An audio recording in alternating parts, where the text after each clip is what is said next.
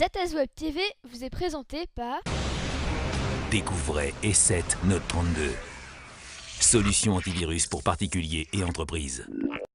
Vous voulez scanner votre site web parce que vous avez peur des méchants pirates? Parce que vous priez le vendredi, le samedi et le dimanche qu'aucun pirate ne s'intéresse à votre site? Alors, utilisez HTTPCS. Ajoutez votre site.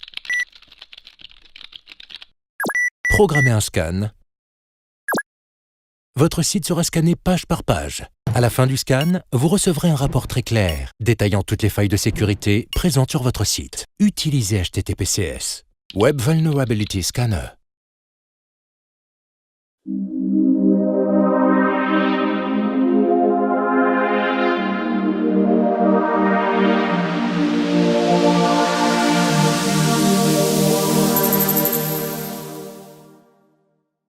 Salut! Dans ce numéro de fin d'année, retour sur les faits marquants qui ont marqué l'actualité 2012. C'est parti!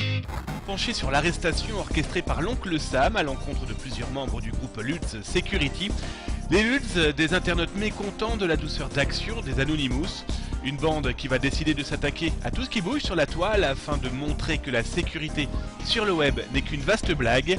Parmi leurs actions, le piratage de Sony, de Nintendo ou encore d'un serveur de la CIA ou du Sénat américain. Mardi 6 mars dernier, les têtes pensantes étaient arrêtées aux USA, à Chicago plus exactement, ainsi qu'en Angleterre et en Irlande. Une affaire lancée après l'arrestation en juin dernier du fondateur des Lutz, un internaute américain, vivant à Manhattan, connu sous le pseudonyme de Sabu. Il était connu aussi pour être un joyeux luron, sauf qu'aujourd'hui il risque 124 ans de prison.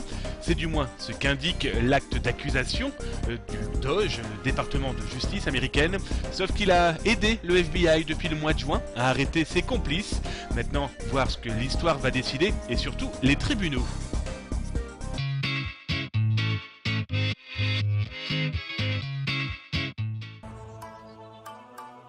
En janvier dernier, la maison de Kim.com, le patron de Mega Upload, était envahie par une quarantaine de policiers.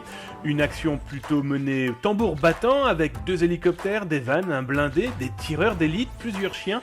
Tout ça pourquoi? Pour arrêter le grand patron de Mega Upload. Pendant le jugement au tribunal d'Auckland, les images ont été présentées. Intéressant, un policier s'est étonné de ce déploiement de force pour un homme considéré comme peu dangereux.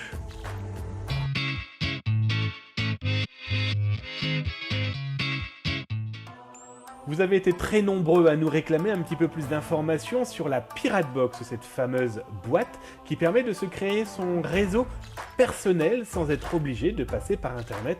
L'intérêt de la chose est de se promener avec sa Pirate Box et de permettre au téléphone portable, smartphone, autre tablette ou ordinateur au bureau ou à la maison d'échanger des fichiers, totalement légalement bien sûr, car ici on ne parle pas de contrefaçon, mais de fichiers qui vous sont propres, comme des photos, des poésies, voire d'autres choses que vous pourrez avoir envie de partager. Le fonctionnement est simple, il vous suffit d'un mini routeur que vous pouvez trouver sur internet, une batterie qui vous permettra de balader l'ensemble et une clé USB qui vous permettra de stocker. C'est plutôt bien foutu, c'est grâce à Piratebox, c'est là que nous avons pu en découvrir la substance moelle et surtout les finesses. A noter maintenant que les nouvelles versions proposent un chat qui vous permet donc de causer avec des inconnus dans la rue. Bref, c'est à tester et à savourer sans modération.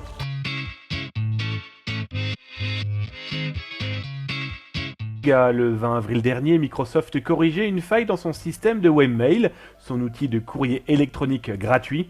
Une vulnérabilité qui permettait de changer le mot de passe de n'importe quel compte Hotmail, MSN et Messenger. Une faille corrigée aussi chez Yahoo. Comme le montre notre démonstration d'ailleurs, il suffisait d'employer une application pour Firefox pour piéger et faire croire au système de modification de mot de passe que vous aviez bien envoyé l'email correspondant au compte email attaqué. Hotmail, Yahoo, mais aussi AOL et Gmail étaient concernés par cette faille. Connue depuis décembre, elle est apparue au grand jour quand des escrocs se sont mis à commercialiser des comptes piratés. Bref, de quoi regarder une fois de plus le cloud d'un œil inquiet.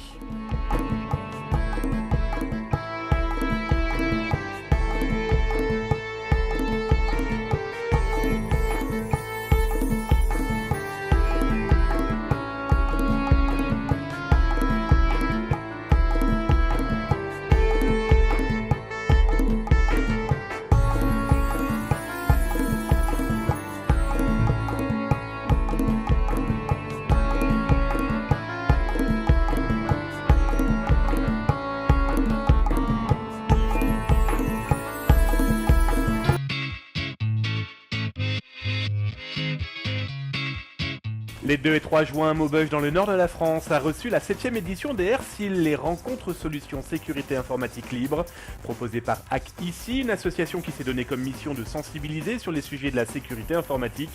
Cette 7e édition, justement, a proposé conférences, workshops et challenges de hacking. Explication de Franck Ebel, président de Hack Ici et responsable de la formation ethical hacking de l'IUT de Maubeuge. On s'est aperçu que les attaques étaient incessantes et qu'il fallait trouver des gens qui puissent non pas que arrêter ces attaques, mais aussi se mettre à la place du pirate, justement pour faire ces attaques, pour voir comment le système réagissait, pour ensuite sécuriser les systèmes. Dans la nuit de samedi à dimanche, challenge de hacking avec cette année du tripotage de hardware, de trame, du crack de RFID, de carte à puce ou encore retrouver une webcam Wi-Fi cachée dans la salle. Bref, de quoi mettre la main dans le cambouis pour les 17 équipes et les 102 concurrents. Je m'aperçois que les challengers prennent goût à venir faire les épreuves hardware. Parce que justement c'est différent, c'est complètement différent d'une faille applicative, d'une faille web. Il faut connaître le langage bas niveau, il faut connaître tout ce qui est arithmétique binaire, ainsi de suite. Et puis il faut savoir lire les trames qui passent sur le réseau. Avec tout ce qui était logiciel, on était reparti un peu. On avait plein de choses automatisées, on a plein de logiciels qui sont automatisés, qui font les choses pour nous. Il n'y a rien pour le hardware. Durant ce salon, le concours Hack Knowledge, qui a signé sa 4e édition et qui a été remporté cette année par l'équipe Power Off. Il y avait 70 épreuves à couvrir en 12 heures. Les gagnants décolleront cet été pour Las Vegas et le DEF CON. Les 2 et 3 novembre dernier, à Québec, en Amérique du Nord, nous avons été faire un petit tour du côté du Hackfest 2012, un opus informatique fort sympathique, un rendez-vous de hackers, certes, mais en tout cas de passionnés de cybersécurité et de professionnels du sujet, comme par exemple la Sûreté du Québec, ou encore des sociétés dédiées à la chasse aux antivirus, ou autres chasses numériques. Intéressant aussi, c'était les rendez-vous comme le CTF, la chasse au drapeau, ou encore un concours d'ouverture de serrure. Autant dire qu'un rendez-vous qui a marqué en Amérique du Nord et qui sait, peut-être vous irez l'année prochaine. En attendant, je vous conseille d'aller jeter un petit œil du côté de notre hors-série dédiée au Hackfest. Ça bien sûr, c'est sur Zatas TV hors-série. Allez, on se retrouve le mois prochain, même jour, même heure, pour des actualités toutes fraîches. En attendant, on se quitte avec notre clip 8 bits qui vous servira pour le grand jeu Noël de zatas.com. Bisous bisous.